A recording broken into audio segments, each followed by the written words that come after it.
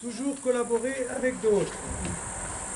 Un chef, quel qu'il soit, ne saurait réussir sans l'aide de collaborateurs intelligents et inlassablement dévoués. Il faut savoir se servir non seulement des qualités des gens, mais aussi de leurs défauts. Les collaborateurs ont des qualités, mais aussi des défauts, et on travaille avec eux. L'essentiel dans la collaboration, c'est la confiance mutuelle, ainsi que la franchise et l'oubli de soi. Franchise pour dire les choses, s'oublier pour faire confiance, et que chacun ait sa place. À ses collaborateurs devenus ses amis, il écrit « Quelle grâce le bon Dieu nous fait là. Restons amis, veillons avec le plus grand soin à ce que rien ne vienne jamais rompre cette unité des cœurs et des esprits. Là est notre force, notre joie, la cause de toute la fécondité de notre apostolat auprès de nos enfants et une des sources les plus certaines des bénédictions de Dieu sur cette œuvre. » Donc il avait beaucoup de collaborateurs et aujourd'hui, évidemment, ça s'est étendu cette œuvre. Et il en est un peu l'instigateur. Donc toujours collaborer, mettre dans le coup d'autres personnes au lieu de tout faire tout seul. C'est le gros problème qu'on a partout, dans toutes les associations et dans nos paroisses, on n'en parle pas. Comment mettre dans le coup? Il faut que d'autres prennent la relève. Grosse question très concrète, mais à mettre en pratique. Toujours s'abandonner à la providence. Alors voilà la providence. Vous avez des réflexions, vous réagirez parce que c'est quand même un des points forts de sa spiritualité. La providence intervient en notre faveur dans la mesure où vous le méritez. J'ai un petit problème là. Oui, il ne faut pas douter de la providence, mais prier et agir. Avec cela, on aplanit les montagnes. Mais si on ne mérite pas, on n'y arrive pas. Donc vous pouvez agir. Il ne faut pas brusquer la providence. Souvent, on ne comprend pas bien ce qui arrive. Et un jour, on s'aperçoit que la providence a conduit les choses pour le mieux. Quand une affaire ne s'arrange pas, il faut gagner du temps et laisser la providence agir à son heure. Si on hésite sur une ligne de conduite, il faut demander un signe à la providence. Quand on demande à Dieu quelque chose qui nous permet de le mieux servir, il est rare de ne pas l'obtenir, mais cela dépend de la sincérité de la demande. Voilà. Alors, croyons-nous à la providence? Tous. Alors, dis voir. Dis fort pour que tout le monde entende, c'est bien vos questions. Ne pourrait-on pas remplacer le mot providence par Esprit Saint? Grâce. Ben oui. Mais le mot providence, justement, ça permet de le définir. Il y a le mot voir dedans. Voilà. La providence, c'est, on peut dire ça comme ça, moi je vous dirais comme ça.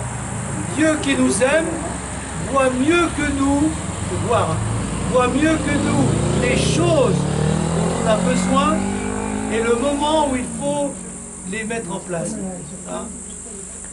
La providence, c'est plutôt ça. Dieu est là. Mais nous, on ne voit pas ce qui se passe, on ne comprend pas. On ne sait pas ce qu'il faut faire. Faire confiance à la providence, c'est dire Dieu t'éclairera au moment voulu, donc par son esprit. C'est plutôt ça, c'est cette vision divine de ce qu'il faut, de ce qui se passe et de ce qu'il faut faire, que nous, on ne sait pas voir. Demandez, vous recevrez, oui, c'est ça, il y a ça.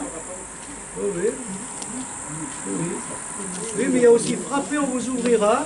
Donc ça veut dire, ben oui, on frappe, la porte s'ouvrira quand il faudra. Nous, on ne sait pas quand, ni comment. Alors, il ne faut pas faire forcing. Vous recevrez. Comment? Donnez et vous recevrez. Pas toujours. Demandez, vous recevrez. Ah ben donner, c'est oui, c'est dit ailleurs. Donnez, oui, il faut vous donner.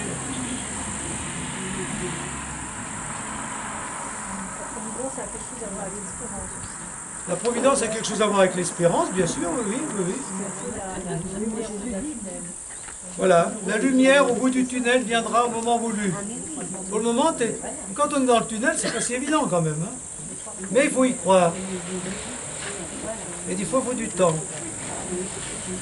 Mais il y a une phrase qui est bien claire, c'est souvent, il ne faut pas brusquer la providence. Souvent, on ne comprend pas bien ce qui arrive. Et ça, c'est le tunnel. Et un jour, on s'aperçoit que la providence a conduit les choses pour le mieux. On ne comprend pas, puis finalement, finalement, si, ça avait du sens. Et ça me permet de voir clair aujourd'hui et de voir que, eh bien, ce qui s'est passé, qui peut-être me désespérait sur le coup, finalement, ben, c'était pas si mal que ça. C'est ça la providence. Comment? Au cours d'une vie, ça arrive. Au cours d'une vie, ça arrive, mais dans le moment, sur le moment, des fois c'est long. Hein. Et c'est dur. La providence. Le bon père Bretier. Vous voyez? Alors là, il dit des choses assez concrètes aussi sur la bonté. Être bon, être bienveillant, on dirait aujourd'hui aussi, ça va un peu ensemble. J'aimerais écrire un livre sur l'art d'être bon. Alors voilà, dans ces définitions. La bonté, c'est le don de soi sans limite. Pour être bon, il faut savoir avoir pitié. La bonté dilate le cœur et l'ouvre comme un asile à toutes les souffrances. Être bon, c'est savoir se contenir dans les détails de la vie. La grande force est d'arriver à se maintenir pour éviter la colère. Il y a quand même différents aspects de la bonté. Hein. On va y revenir. Hein. La bonté, c'est la maîtrise de soi. Il faut voir les situations difficiles tranquillement. Être bon, c'est s'efforcer de rester d'égale humeur, surtout en commandant. Savoir être bon tout en restant fort, juste, décisif, précis. Quand on a le caractère vif, être bon vous rendra calme. Et avec le calme, vous devenez fort. Ma force a été souvent de ne rien dire. On croit que je n'ai pas vu, mais j'attends le moment favorable. Si, mais j'attends le moment favorable. Il faut, pour bien commander, être à même de pouvoir exécuter l'ordre donné. Soi-même. Donc on voit hein, les différents aspects de la bonté. Être bon, c'est don de soi. Hein, c'est la générosité. Hein. Je suis bon. Et même sans limite, c'est-à-dire, quelqu'un qui est bon, il ne met pas de limite. Hein. Il est même parfois trop bon. Ouais. Ça, c'est excès, mais bon. On donne même si l'autre ne mérite pas. Hein. Ouais, on donne même quand l'autre ne mérite pas. Pour être bon, il faut savoir avoir pitié. C'est un mot qui peut être... C'est-à-dire, se laisser toucher. Hein. La compassion. Pour être bon vis-à-vis des gens qui souffrent, comme lui, ben, les orphelins et tout ça. Alors, on est bon parce qu'aussi, on sait qu'ils souffrent. Hein. Quand on sait que quelqu'un souffre, même si on a envie de se mettre en colère, oui. La bonté dilate le cœur, bien sûr, et l'ouvre comme un asile à toutes les souffrances. Quand on est bon, ben, le cœur s'ouvre. Quand on n'est pas bon, le cœur est fermé et il ne s'ouvre pas aux misères des autres. Être bon, c'est savoir se contenir dans les détails de la vie. Ça, c'est bien aussi. Hein. Se contenir, ne pas se laisser emporter par les humeurs, par les excès. La grande force est d'arriver à se maintenir pour éviter la colère. J'espère que vous y arrivez. Être bon, la bonté, c'est la maîtrise de soi. La colère, c'est des fois un sentiment qu'on ne peut pas maîtriser. Ah ben, faut pas le... Qui rend vachement malheureux. Il faut le canaliser. Il y a des saintes colères. Hein. Il y a des saintes colères, mais c'est difficile quand même. Mais parfois, la colère permet de dire des choses qu'on ne dirait pas autrement. Parfois, elle fait des dégâts. Ouais. Donc, il y a des fois, si dire les choses comme ça, difficiles, quand on est en colère, on arrive à les dire. Ouais. Quand on n'est pas en colère, on n'ose pas. Voilà. Et c'est pas forcément bon. Donc, c'est une arme à double tranchant. Ouais. La bonté, vous savez que c'est les fruits de l'Esprit Saint. Hein. La bonté, la bienveillance, la foi, la maîtrise de soi. La maîtrise de soi, ça va. Il faut voir des situations difficiles tranquillement. C'est pas toujours facile. Hein. Être bon, c'est s'efforcer de rester d'égale humeur. Ouais. Ah bah oui. Alors il dit la bonté, vous avez vu, ça c'est bien aussi. Hein, il y a de quoi méditer sur la bonté. Hein. Savoir être bon tout en restant fort. Trop gentil, ça va pas des fois. Hein. Bon, c'est pas être trop gentil. Juste. Être bon, des fois, ben oui, si on donne trop. Décisif, précis. Ça c'est bien. Hein. Fort, juste, décisif et précis. Et ça, il l'a appris grâce aux jeunes. Ah oui, bien sûr, il l'a appris sur le terrain. Hein.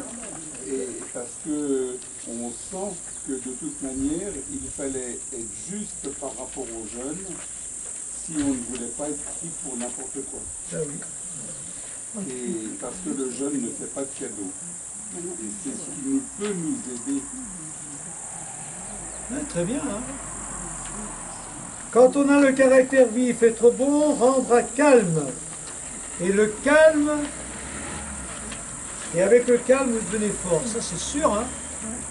Bon. Et ma force a été souvent de ne rien dire. Des fois, c'est ça. Hein. Des fois, il faut se taire, accuser le coup, attendre que l'orage passe. Et après, on peut dire les choses. Mais des fois aussi, ben, on croit que je n'ai pas vu. Et des choses, hein, parce qu'ils font des crasses, hein, et des belles bêtises. Mais j'attends le moment favorable. C'est ça aussi qui est bien. Hein. Attendre le moment où ce qu'on... Il y a des moments où il ne vaut mieux pas dire ce qu'on a à dire parce que ça va faire l'effet contraire. Il faut attendre le moment favorable. Il faut, pour bien commander, être à même de pouvoir exécuter soi-même l'ordre donné. Ça, c'est vrai aussi. Hein. Si on demande aux autres de faire ce que nous, on ne peut pas faire, qu'on n'a pas envie de faire, il va y avoir une contradiction.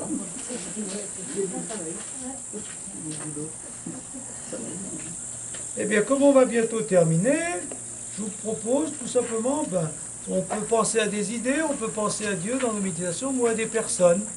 Alors, est-ce que dans vos relations, surtout avec des gens difficiles, eh bien, vous pensez aux personnes pour qui vous essayez, vous avez été ou vous essayez encore d'être bon, des visages des personnes. Et vous pouvez penser à elles, prier pour elles.